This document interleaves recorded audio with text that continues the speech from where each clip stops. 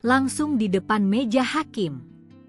Roy Suryo tampilkan dokumen kunci di sidang ijazah Jokowi. Pakar telematika, Roy Suryo, kembali hadir sebagai saksi dalam sidang gugatan ijazah Presiden ke-7 Republik Indonesia, Joko Widodo, dengan mekanisme citizen lawsuit di Pengadilan Negeri Kota Solo, Jawa Tengah, Rabu, 18 Februari 2026. Majelis Hakim memfokuskan agenda persidangan pada pemeriksaan saksi ahli yang penggugat ajukan guna memperkuat dalil dugaan ketidaksesuaian dokumen akademik yang disengketakan. Sebelum persidangan dimulai, Rak membawa salinan scan berwarna ijazah milik alumnus Fakultas Kehutanan Universitas Gadjah Mada, UGM, lulusan 1985.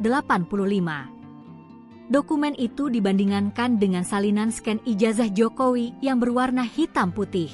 Ia menjelaskan, pada ijazah pembanding tersebut, logo UGM tetap proporsional ketika ditarik secara vertikal maupun horizontal.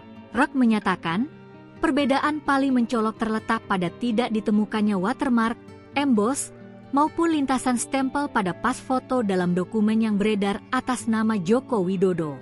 Selain itu, Roy juga melakukan uji komparasi terhadap 3 sampel pembanding lainnya.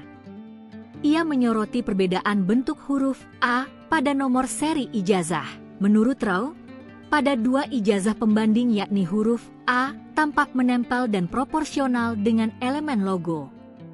Sementara pada ijazah bernomor 1120 atas nama Joko Widodo, huruf A terlihat keluar dari batas logo.